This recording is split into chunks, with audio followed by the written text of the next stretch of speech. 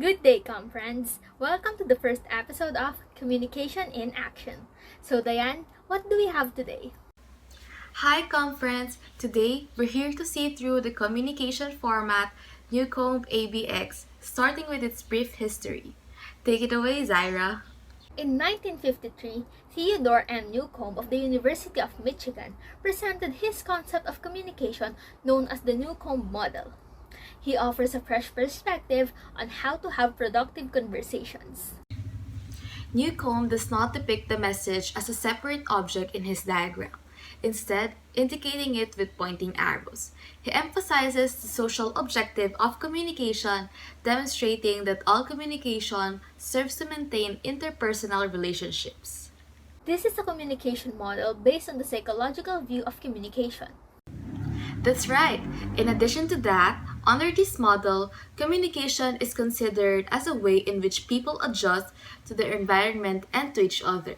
To discuss this model further, let us welcome communication scholars Ms. Moreno, Mr. Magtibay, Ms. Peneira, and Ms. Rafal. Hi guys, welcome. I can feel that this is going to be a long discussion, so let's start. Please tell us about this model. Sure, let me start. Communication is used to restore the balance between one's attitudes, beliefs, and those that are important to an individual when disturbed.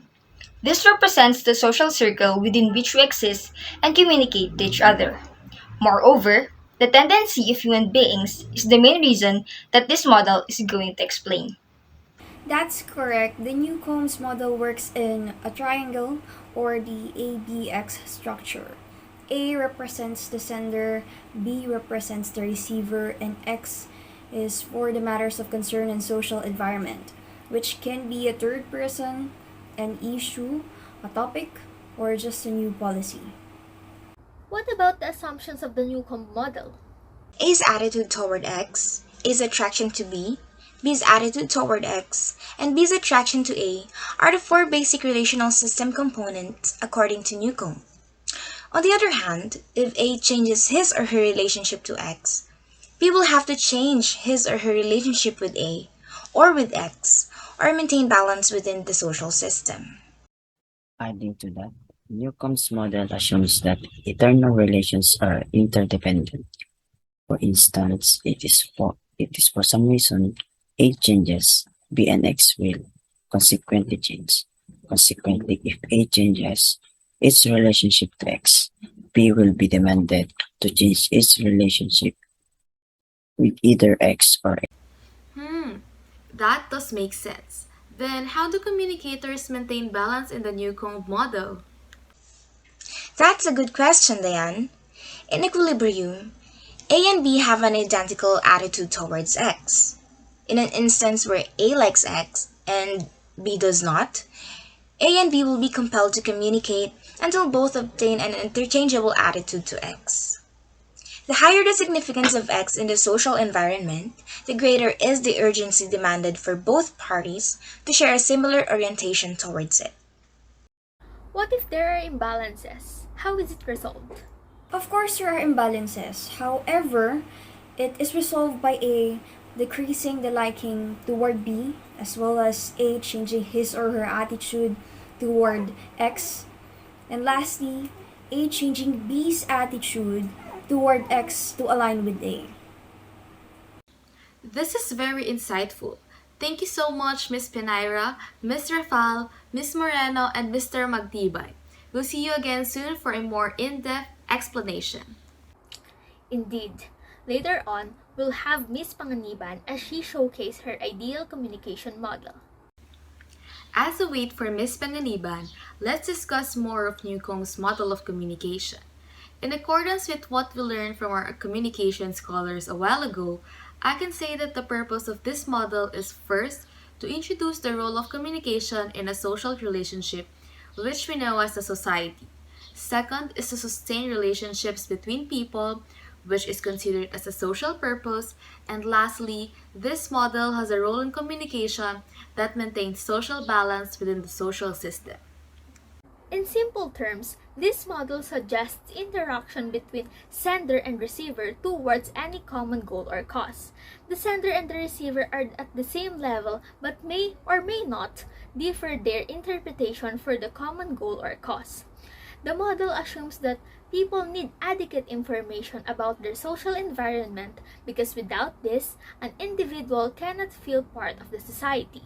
To add, this model is considered relevant in context of individuals' growing demands and expectations for information. It is critical for them to raise awareness and expand their understanding of social environment. Individuals can realize how crucial it is for them to create good communication concepts within the social context by employing this model. That's right. And now for a very special guest, Miss Panganiban, explaining her ideal communication model. Good day, Miss Panganiban. I hope that you're doing well. Of course I am. Thank you so much for inviting me here today, Diane and Zaira. Oh, it's our honor. So, can you tell us about the model? Sure, I would love to talk about the model. So, this model is an enhanced model of communication, which we include factors that we need to consider when having a conversation. So, this model is a web-like structure that has a topic, a receiver, and a sender, which both of them can be vice versa. And then within a topic, it can spread out to another receiver and a sender, and so on as it goes on and on. So that's why the basis of our model is like a web, because it networks out to spread topics and make different conversations. So the factors that were included in the model was the mental capabilities of those people who are involved in the conversation, because nowadays mental illness is becoming more open to the society. So that is why we think that it is more important to consider it. So we should know, and people would know, if the people involved in the conversation can communicate and understand it normally or not.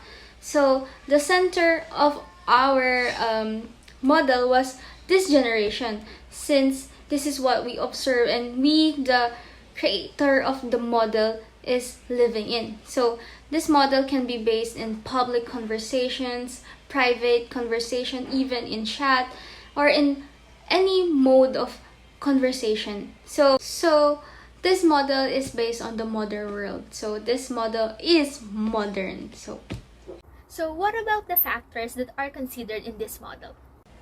So, conversation is a network. So this model, the factors that we consider in this model is the PWDs, the mental health factors, and when someone who is involved in the conversation has shared their information of the topic to another person who is outside of those people having a conversation, which is A and B. So example of this is when A from the A and B conversation has decided to share the information to C. We call C as the marites, that's our term. So when A has shared the information to C via screenshots or in person, so that creates a network.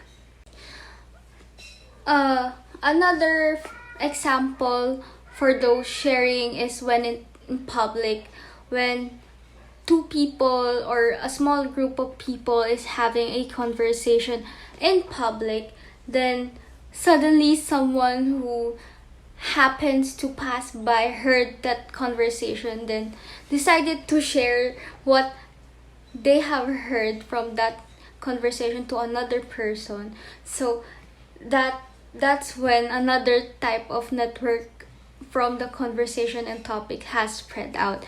So that's the example we can give to further